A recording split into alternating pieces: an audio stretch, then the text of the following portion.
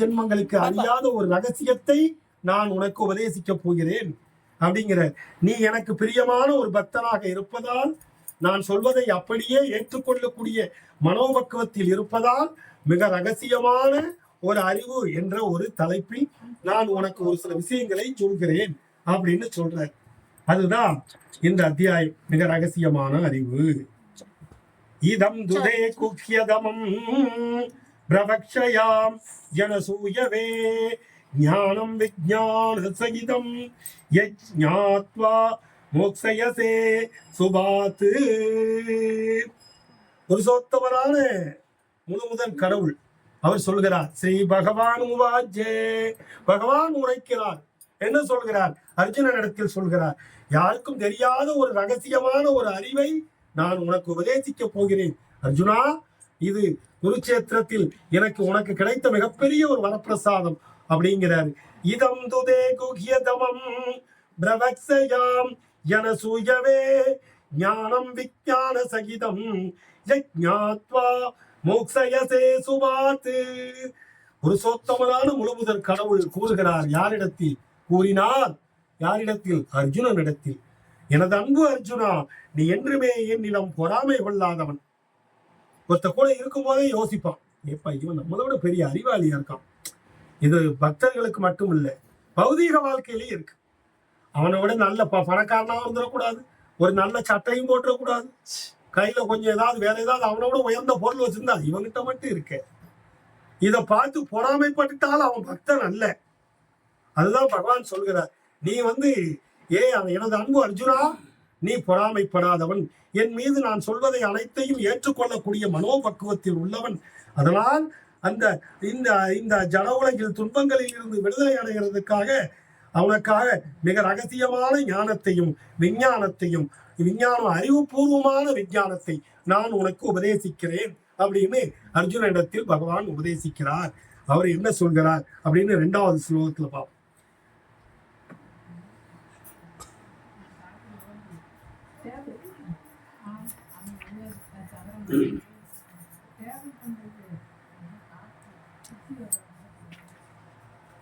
பவித்ரம் இதம் உத்தமம் பிரதக்ஷயாவகமம் தர்மியம் சுசுகம் கர்த்தும் அவ்யயம்.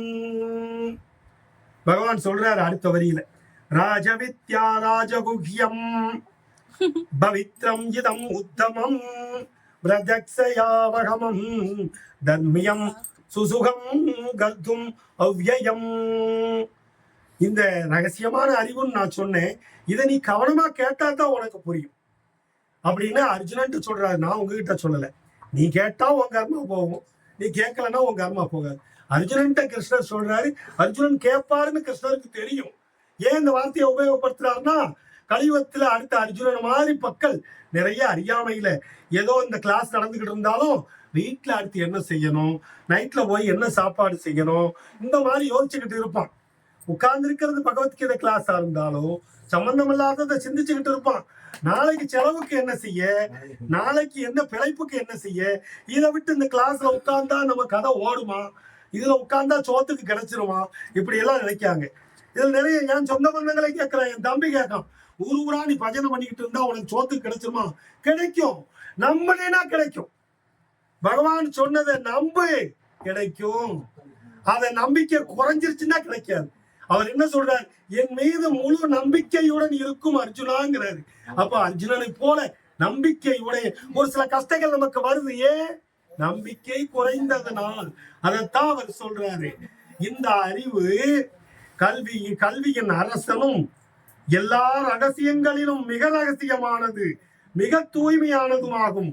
தன் உணர்வின் அனுபவத்தை நேரடியாக அளிப்பதால் இதுவே தர்மத்தின் பக்குவ நிலையாகும். இஃது அழிவற்றதும் பேரின்பத்தை கொடுப்பதும் ஆகும், செயலாற்றப்படுவதும் ஆகும் இந்த அறிவு. ஆகவே இதை நன்றாக புரிந்து கொள் அர்ஜுனா என்று சொல்கிறார் பகவான்.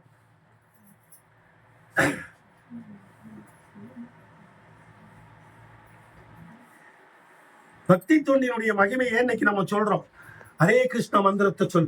இந்த ஹரே கிருஷ்ண மந்திரத்தை 4 வார்த்தையை சொல்லிட்டா மட்டும் எல்லாம் கிடைச்சிருமா? இவர் சொல்றாரு, இவருக்கு வேலையத்தவர் பொண்டாட்டி சம்பாத்தியம் பண்ணி வச்சிருக்கா, பென்ஷன் வருது வாங்கிக்கிட்டு இவர் வாட்டை சொல்லிட்டு போயிடுறாரு. யாரு? என் வீட்டுல என் சொந்த பந்தங்களே நிறைய சொல்றாங்க.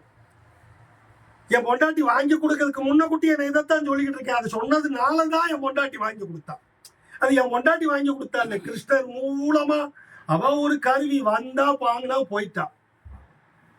எல்லா தகுதிகளும் பௌதீக செல்வங்கள் மட்டுமல்ல, பக்தி செல்வங்களும். பௌதீக செல்வங்களுக்கெல்லாம் இது அழிவு உள்ளது. இது நாளைக்கு இங்க இருக்கும், விட்டுட்டு தான் நம்ம போகணும், கொண்டுட்டு போக முடியாது. ஒருத்தர் டிகிரி வாங்குறான், எம்பிபிஎஸ் டாக்டர், அவருக்கு மட்டும் தனி சுடுகாடு வச்சிருக்காங்க.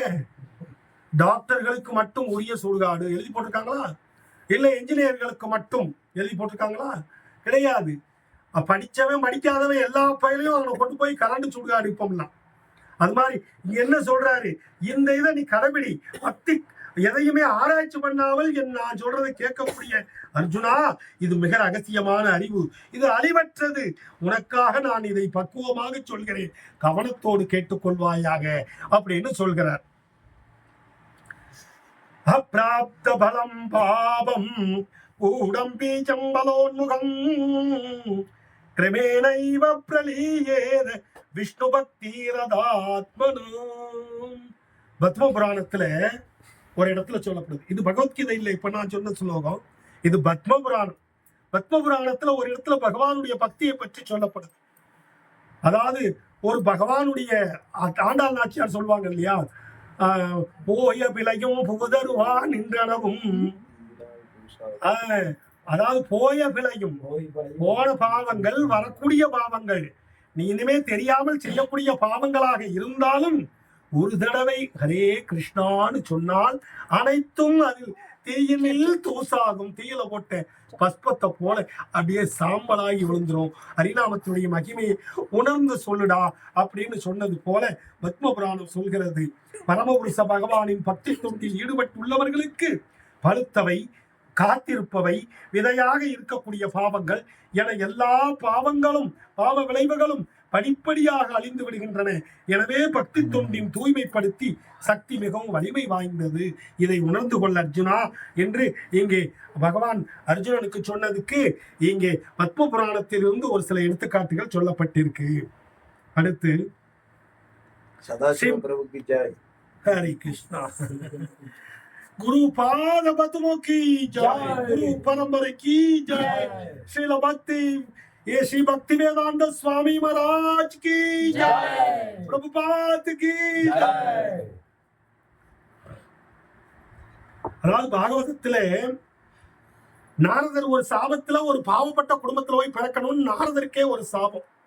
நாரதர் போய் ஒரு பாவப்பட்ட குடும்பத்துல பிறந்துறாரு, ஒரு வேலைக்காரியின் மகனாக. அவருக்கு வேற எந்த சேவையும் செய்ய தெரியாது, பள்ளிக்கூடத்துக்கு போக தெரியாது, குருகுலத்துக்கு போக மாட்டாரு.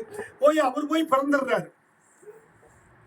ஆனா அவங்க அம்மா வேலை வேட்டாலும் ஒரு சில வைஷ்ணவர்களுக்கு சேவை செய்யறாங்க. அந்த பாக்கியத்துல சேவை செஞ்ச அந்த வைஷ்ணவர்களுக்கு சேவை செய்யக்கூடிய பாக்கியம் அம்மா வேலைக்கு போயிட்டு வர்றதுக்கு முன்னக்கூட்டி இவருக்கு கொஞ்சம் பாக்கியம் கிடைக்குது. வந்தவங்களை உட்கார வைக்க, உபசரிக்க, அவங்க மிச்சம் வச்ச எச்சில் பிரசாதத்தை சாப்பிடக்கூடிய ஒரு பாக்கியம் நாரதருக்கு கிடைக்கும். அதன் மூலமாக நாரதர் மிகப்பெரிய பக்தி தொண்டுக்கு வந்தார். நம்மளுடைய குரு பரம்பரைக்கெல்லாம் முன்னோடி யாரு? நாரதர். பிரம்மாட்ட இருந்து நாரதர் தான் வெளியில நம்ம கிட்ட எல்லாம் கொண்டு வந்து பகவானுடைய பக்தியை சேர்க்கிறார். அவர் சொல்றார், அந்த உச்சிஷ்டலேபான் அனுமோதி தோ விஜய் சத்ஸ்ம புண்யே தத் அபாஸ்சிதகில்பிஷ்ட ஏவம் பிரவருஸ்தஸ்ய விசுத்த சேதசஸ் பக்தி ருசிங்கிறது உடனே வந்துடாது. இங்க நாரதர் இது பாகவதத்துல உள்ளது, இது பகவத்கீதை இல்ல. இப்ப நான் சொல்ற ஸ்லோகம் பாகவதம். ஸ்ரீமத் பாகவதத்துக்கு ஜெய், பாகவத மகாபுராணிக்கு ஜெய். அதுல சொல்லப்பட்டு உச்சிஷ்டலேபான் அனுமோதிதோ விஜய் சக்ருத்ஸ்ம புண்யே தத் அபாஸ்தகிஸ்கில்பிஷ்ட ஏவம் பிரவிருத்தஸ்ய விசுத்த சேதசஸ் தத்தர்மயேவாத்மருசி பிரஜாயதே. பக்தர்களுடைய சத்சங்கம் கிடைச்சாதான் ருசி கிடைக்கும். நாரதர் சொல்றார், அந்த சத்சங்கம் எனக்கு கிடைக்கல, நான் சத்சங்கத்தை சத்சங்கமா பார்க்கல, மிச்ச அவசரத்துல அவங்க வச்ச மிச்ச பிரசாதத்துல எச்சில் பிரசாதத்தை எடுத்து சாப்பிட்டேன். அவங்க அனுமதியோட, அவங்க அனுமதி இல்லாமல் சாப்பிடக்கூடாதான். ஒரு வைஷ்ணவர் வச்சு போன மிச்ச பிரசாதத்தை கூட அவங்க அனுமதியோட தான் சாப்பிடணுமா. அப்படி ஒரு நாகரிகத்தை இங்க நாரதர் நமக்கு சொல்றாரு. அந்த உச்சிஷ்ட பிரசாதத்தை நான் சாப்பிட்டதனால் எனக்கு ஹரிநாமத்தில் ருசி கிடைத்தது. அந்த ஹரிநாம சங்கீர்த்தனத்துல ஹரே கிருஷ்ண ஹரே கிருஷ்ண ஆதார்த்தமேரியில போய் நாங்க பாடணும். 24 மணி நேரம் 48 மணி நேரம் தொடர்ந்து இந்த நாமத்தை பாடணும். அவங்களும் என்னமெல்லாம் சொல்லி பார்த்தாங்க. நாராயணாய நாராயண, ஓம் நமோ நாராயணாய, ஓம் நமோ பகவதே வாசுதேவாய சொல்லிக்கிட்டே இருப்பாங்க. திடீர்னு ஒரு டீ காப்பி குடிப்பாங்க, பிஸ்கட் 2 சாப்பிடுவாங்க, ஒரு முறுக்கு சாப்பிடுவாங்க, அப்படியே சாப்பிட்டு இருப்பாங்க. ஆனா இடையில சொல்ல முடியாது, ரொம்ப டயர்டா இருக்கு, கொஞ்ச நேரம் நிப்பாட்டிட்டு ஒரு 1/2 மணி நேரம் ரெஸ்ட் எடுத்து சொல்லுவாங்க. ஆனால் ருசி உள்ள ஒரே நாமம் ஹரே கிருஷ்ண மகாமந்திரம். எவ்வளவு நேரம் நீ சொன்னாலும் அது போர் அடிக்காது, உனக்கு எந்த விதமான வெறுப்பும் காட்டாது. சொல்ல சொல்ல இனிமையை கொடுக்கக்கூடியது. சொல்லும் போது அதாவது என்ன சொல்றாரு, அவரு இனிமையா கொடுக்குங்கிறார். நான் ஹரே கிருஷ்ணான்னு சொன்னா என் நாவுக்கு அவது ஊறுச்சு. ஒருத்த கேட்பான், நான் ஹரே கிருஷ்ணா ஹரே கிருஷ்ணான்னு சொல்லுதேன், என் நாவுல ஊற மாட்டேக்க, எச்சில் கூட ஊற மாட்டேக்கடாமா. நீ நாமத்தை பகவான் நாமான்னு நினைச்சா தானே. இது சொன்னா என்ன கிடைக்கும்னு நீ லாப நஷ்டமா அதை வியாபாரமா நினைச்சு சொன்னேன்னா உனக்கு என்ன கிடைக்கும்? ஒன்னும் ஊறாது. அமிர்தம் மட்டும் இல்ல, நீ நினைக்கிற மாதிரி எச்சில் கூட ஊறாது. இதத்தான் இங்க சொல்றார். ருசி வரணும்னா சத் சங்கம் வேணும். சத் சங்கம்னா எது? அடுத்து யோசிக்கணும். அடுத்து சத் சங்கம்னா எதுன்னு சொல்லி நம்மளுடைய கோஸ்வாமிகள் மகாராஜிகள் எழுதியிருக்காங்க. யார் வைஷ்ணவன், யார் வைஷ்ணவன் அப்படின்னு ஒரு புக்கை எழுதியிருக்கிறாங்க. வைஷ்ணவ சம்பந்தம். 1000 பாவம் செய்யறான் அவன், அங்க அநியாயமா நிறைய மிளைச்சர்களுடைய கருத்துக்களை செய்யறான் அவன். அந்த மாதிரி பண்றான், இந்த மாதிரி பண்றான், இந்த மாதிரி அடிக்கிறான், என்ன வேணாலும் பண்ணிட்டு போறான். அவனுக்கு அடையாளம் பகவானுடைய நெத்தியில சிம்பல் இருக்கா போதும் அவனுக்கு. அவன் வைஷ்ணவன். அதை மட்டும் செய், அவனுக்கு நீ சேவை செய். அவனுக்கு சேவை செய்தால் ஒழிய நீ இந்த பூமியிலிருந்து நீ பகவானுடைய அன்பை பெற முடியாது. ஹரிநாமத்தில் ருசி உனக்கு கிடைக்காது அப்படின்னு ராமானுஜனுடைய ஆச்சாரியன் திருக்கச்சி நம்பி பகவானுக்கு சேவை செஞ்சுக்கிட்டு இருக்கிறாரு. ஆலவட்ட வீசுறாரு. எங்க திருக்கட்சியில, காஞ்சிபுரத்துல. ஒரு நாள் பகவான் இடத்துல பேசிக்கிட்டே இருக்கும்போது, பகவானே அந்த ஆலமரத்துக்கு அடியில செருப்பு தைக்கிறவன் உங்ககிட்ட ஒண்ணு கேட்க சொன்னான், சொல்லுப்பா. அவரு இந்த மாதிரி அந்த ஆலவட்டை வீசும்போது கேட்டுவான்னு சொன்னான். என்ன கேட்க சொன்னான்? எனக்கு வைகுண்ட பிராப்தம் உண்டான்னு கேட்க சொன்னான். எனக்குன்னா யாருக்குன்னு கேட்டார். எனக்குன்னா அந்த ஆலமரத்தடியில இருக்கிற அந்த செருப்பு தைக்கிற அந்த அருந்ததி சமுதாயத்தை சேர்ந்த ஒரு பக்தன் அப்படின்னு. அருந்ததியா? அப்படிலாம் ஒண்ணும் இல்லப்பா. அவன் நீ வரும்போது தன் தோல்ல நடக்கிற நேரடியா சேவை செய்யறேன், உங்ககிட்டயே நேரடியா பேசுறேன். கலியுகத்துல யாருமே உங்ககிட்ட பேச முடியாது. வரதராஜ சுவாமி, ஏன் இந்த சோதனை பண்றேன்? ஆமாப்பா, எனக்கு நேரடியா சேவை செய்யறங்கிற அகம்பாவத்துல தானே அவனை ஒரு அருந்ததி பக்தன்னு சொன்னேன், ஜாதியை சொன்னேன். பக்தனில் ஏறப்பா, வைஷ்ணவத்தில் ஏறப்பா ஜாதி மதம். வைஷ்ணவத்துக்கு ஜாதி கிடையாது, மதம் கிடையாது. எல்லோரும் வைஷ்ணவர்கள். வைஷ்ணவர்கள்லாம் யார் சுவாமி? 1000 பிராமணர்கள் சேர்ந்தாலும் ஒரு வைஷ்ணவருக்கு ஆகாது அப்படின்னு. அதனால அந்த மாதிரி உண்மையான வைஷ்ணவர்களுக்கு தான், வைஷ்ணவனாக இருக்கக்கூடியவர்களுக்கு கண்டிப்பா உண்டு அப்படின்னு. அப்ப எனக்கு வைகுண்ட பிராப்தம் இல்லையா? இல்ல சுவாமி, உனக்கு கிடையாதப்பா. உடனே ஆலவட்டமாச்சு நீ ஆச்சு அப்படின்னு சொல்லி விசிறிய கீழே ஓட்டிட்டு போயிட்டேன். நான் வைஷ்ணவர்களுக்கே சேவை செய்யறேன், உனக்கு இவ்வளவு நாள் செஞ்சு என்ன பிரயோஜனம்னு போயிட்டேன். அது மாதிரி வைஷ்ணவர்களுக்கு சேவை செய்யணும். ஆனா நாரதன் கிருஷ்ண கதா அனுபாதம் தாஸ்ரயத்தயாமேனுபதம் விஸ்ரும்பதே பிரியம் ரவஸ்யங் மமா பவத்ருசி. எப்படி ஹரிநாமத்துல ருசி வரும், எப்படி பக்திக்கு ருசி வரும், அதுதான் இங்க மறுபடியும் அடுத்த ஸ்லோகத்துல, ஸ்ரீமத் பாகவதத்துல அடுத்த ஸ்லோகம். சாதுக்களுடன் உறவு அடிக்கடி கொள்ளும். இப்பெல்லாம் வந்து நேரடியா நம்ம உறவு பண்ண முடியாது. அவங்க ஒரு இடத்துல இருப்பாங்க, நம்ம ஒரு இடத்துல இருப்போம். அதுக்காக சத்சங்கம் கிடைக்கலங்களுக்கா நம்ம இருக்க அதுக்குள்ள கருவிகள் எதுக்கு வச்சிருக்கோம்? இப்ப கையில ஒண்ணு வச்சிருக்கோம், நம்ம எல்லாம் ஒரு குடிச்சாத்தான் வச்சிருக்கோம். அது எதுக்கு? அதை வந்து நம்ம வந்து சத்சங்கத்துக்காக வச்சுக்கணும். அது சம்பந்தம் இல்லாததை ஓபன் பண்ணி பார்க்கறதுக்கு கிடையாது. சம்பந்தம் இல்லாததுக்காக உபயோகப்படுத்தக்கூடாது. அதைத்தான் இங்கே நாரத மகரிஷி சொல்கிறார். தத்ரான்மகம் கிருஷ்ண கதா, கிருஷ்ணனுடைய கதையை கேளு. யார் மூலமா? வைஷ்ணவர்கள் மூலமா, அடியார்கள் மூலமா, குரு பரம்பரையின் மூலமாக அவருடைய கதையை கேளு. சும்மா ஏதோ ஒரு இதுல உட்கார்ந்து கதையை கேட்டுக்கிட்டு கூடாது. ரேடியோல போட்டு கேட்காது, எதையோ டேப் ரெக்கார்டர்ல போட்டு கேட்காது. அதைத்தான் இங்கே சொல்ற. அப்படி கேட்டால் பகவானின் புகழை கேட்பதற்கும் பாடுவதற்கும் நாரதர் அப்படி அந்த உச்சிஷ்ட பிரசாதத்தை சாப்பிட்டதனால் அந்த ருசி உனக்கு கிடைச்சது அவருக்கு அப்படின்னு இங்கே நாரத மகரிஷி அந்த ருசி கிடைச்சதுக்கு கேட்கிறார். அது போல ஹரிநாமத்தை சொல்வதனுடைய ருசி எட்ட உடனே நமக்கு வந்துடாது. ஆரம்பத்திலேயே பகவானுடைய நாமத்தை சொன்னால் தூக்கம்தான் வரும். அதையும் மீறி நாம ருசி வரணும்னா என்ன செய்யணும்? சத்சங்கம் வரணும், ஹரிநாம சங்கீர்த்தனத்துடைய வைஷ்ணவ சம்பந்தம் வரணும். அதைத்தான் இங்கே சொல்கிறார். அஸ்ரத்ததானா புருஷா தர்மஸ்யாஸ்ய பரந்தவே அப்ராப்யமாம் நிவர்த்தந்தே மிருத்யு சம்சார வத்மணி. எதிரிகளை வெல்பவனே அர்ஜுனா, இந்த 10 தொண்டில் நம்பிக்கையற்றவர்கள் என்னை அடையவே முடியாது. கிருஷ்ணர் சொல்கிறார், என்னை அடையவே முடியாது. சந்தேகப்பட்டுக்கிட்டே இருப்பான் ஒரு சிலர். கடைசி வரைக்கும் அவன் சந்தேக பூச்சியாத்தான் இருப்பான். ஆராய்ச்சி பண்ணிக்கிட்டே தான் இருப்பான். சந்தேகம் வரணும், பக்தர்களுக்கு சந்தேகம் வரணும், பக்தர்கள் மூலமா தீர்த்துக்கணும். ஆனா ஒரு சிலர் கடைசி வரைக்கும் சந்தேகத்துலதான் இருப்பான். அவனை ஒரு நாளும் திருத்த முடியாது. எனவே அவர்கள் இந்த பௌதீக உலகில் பிறப்பு இறப்பு பாதைக்கே திரும்பி வருகின்றனர் அப்படின்னு சொல்கிறார், சந்தேக புத்தி உள்ளவங்களுக்கு.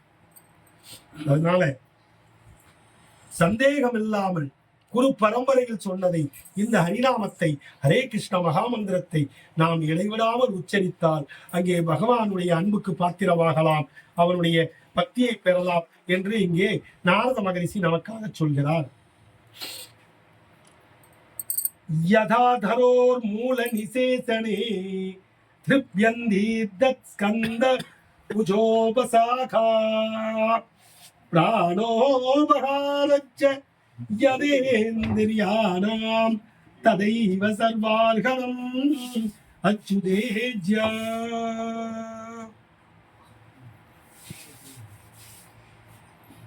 ஒரு சிலர் என்ன செய்யறாங்க?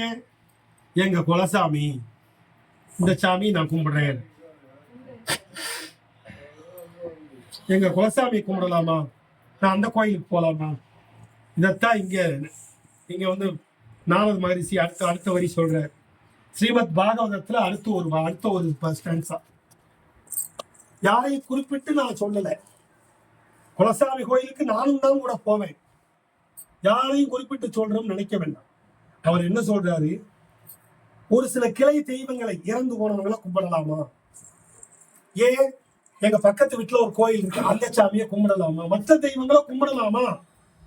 எங்க வீட்டு பக்கத்துல ஒரு கோயில் இருக்கு, நான் போகலாமா? போகலாம். நீ எங்க போனாலும் மரத்துல வேருக்கு தண்ணி ஊத்தினால் அது எல்லாம் எங்க போகும்? கிளைக்கும் இலைக்கும் பூவுக்கும் அத்தனைக்கும் போகும். அதைத்தான் இங்கே சொல்றாரு.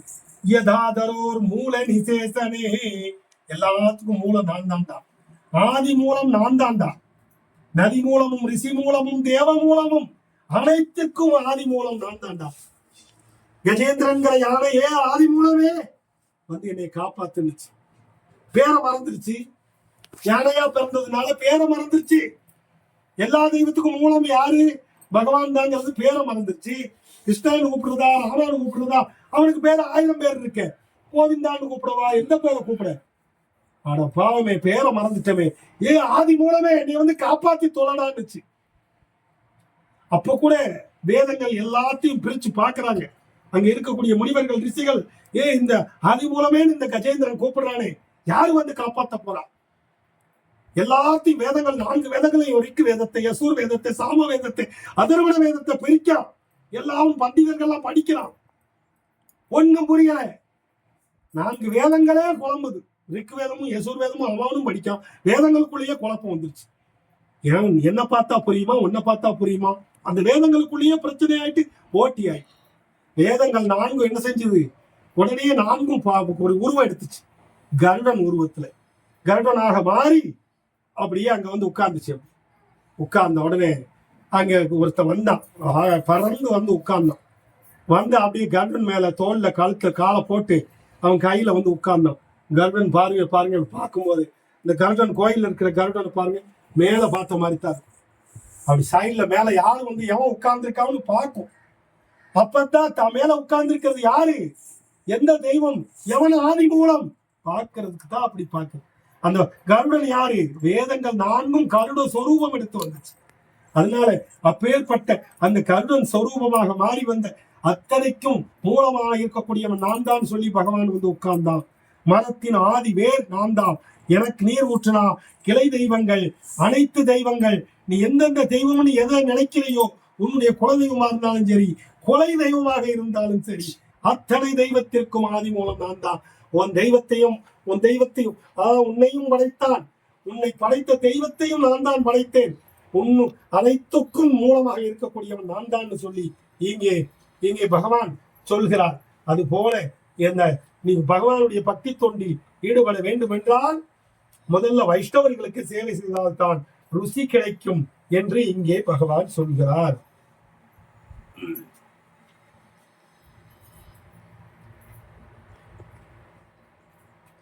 ஒரு சிலர் பகவானுக்கு உருவமே இல்லை, நாங்க வந்து எல்லா இடத்துலயும் நீக்கமர இருக்காரு. உண்மைதான், காற்றுல இருக்காரு, நீர்ல இருக்காரு, நிலமா இருக்காரு. அங்கே பகவான் நீர் உருவத்துல ஒரு சிலர் கலசத்துல நீர் வச்சு கும்பிடுவாங்க, அதுல ஆவாகனம் பண்ணி. பகவான் காற்றுல இருக்கிற காற்றை வச்சு கும்பிடுவாங்க, எல்லா உருவத்திலையும் இருக்கிறாரு. அப்போ பகவான் எல்லாத்துலயும் இருக்கிறாருன்னு சொன்னாலும் அவருக்கு உருவம் இல்லையா? இப்படித்தான் ஒருத்தன் சொல்லிட்டு அலையான், உருவமே இல்லை தெய்வத்துக்குன்னு ஒரு கூட்டம். உருவம் இல்லைன்னு சொன்னா உருவம் இல்லாத உருவத்துக்கு எதுக்குடா ஒரு கட்டடம், அதுக்கு ஒரு கட்டடத்தை எதுக்குடா உள்ள வச்சு, அதுக்கு நீதான் வெளியில அனாதே எங்கனையாவது போய் கடல்ல போய் வந்துச்சு ஆமை. உருவம் இல்லாத எதுக்குடா அதுக்கு ஒரு கட்டடத்தை கட்டி அதுல வச்சுக்கிட்டு எதுக்குடா நான் தொழுகை பண்றேன்னு பண்ணிக்கிட்டு இருக்கேன். உருவம் இருக்கிறதுக்கு மட்டும் கோயிலை கெட்டு, உருவம் இல்லைன்னு சொல்றதுக்கு எதுக்குடா உனக்கு ஒரு கோயில்? இப்படித்தான் வேதம் சொல்லுது, நான் சொல்லலை. யார்கிட்டயா போய் போட்டு கொடுத்துறாதீங்க.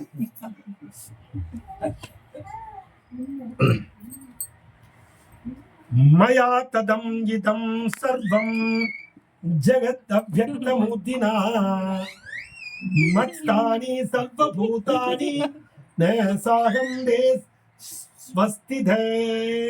நான் எனது தோன்றாத உருவின் மூலம் இந்த அகிலம் முழுவதும் பரவியுள்ளேன். எல்லா ஜீவன்களும் என்னில் இருக்கின்றன, ஆனால் அவர்களில் நான் இல்லை. குழப்பமா இருக்கும். ஒரு சிலர் பகவான் வந்து அவருடைய பிலாசபியை புரிஞ்சுக்கிடவே முடியாது. அவரை புரிஞ்சுக்கிற அளவுக்கு யாருக்கும் அந்த அளவுக்கு மனித நாலேஜ் கிடையாது. அதாவது எல்லாருக்கும் உலகத்தில் நான் தான் படைச்சேன், அனைத்தும் என் உடம்புல இருக்கு, ஆனா நான் அவங்க கிட்ட இல்லை. இது என்னது அப்ப புரியல அப்படின்னு நிறைய பேர் சொல்லுவாங்க. அது புரியணும்னா ஹரே கிருஷ்ண மகாமந்திரத்தை சொல்லணும். இடைவிடாம ஹரிநாமத்தை உச்சரிப்பவனுக்கு பகவானுடைய எந்த பாகவதமும் வேண்டாம், பகவத்கீதையும் வேண்டாம். நம்முடைய குரு பரம்பரையில நிறைய பேர் படிக்க தெரியாதவங்க இருக்காங்க, ஆனா பாகவதமும் பகவத்கீதையும் தலையில சொல்லுவாங்க. எப்படி? அவங்களுக்கு தமிழ் வாசிக்க தெரியாது, பெங்காலி வாசிக்க தெரியாது, ஹிந்தி வாசிக்க தெரியாது. குரு பரம்பரையில நிறைய எழுத்தறிவே தெரியாதவங்க இருக்காங்க, ஆனால் பகவானுடைய பக்தியை முழுவதுமாக உணர்ந்தவர்கள்.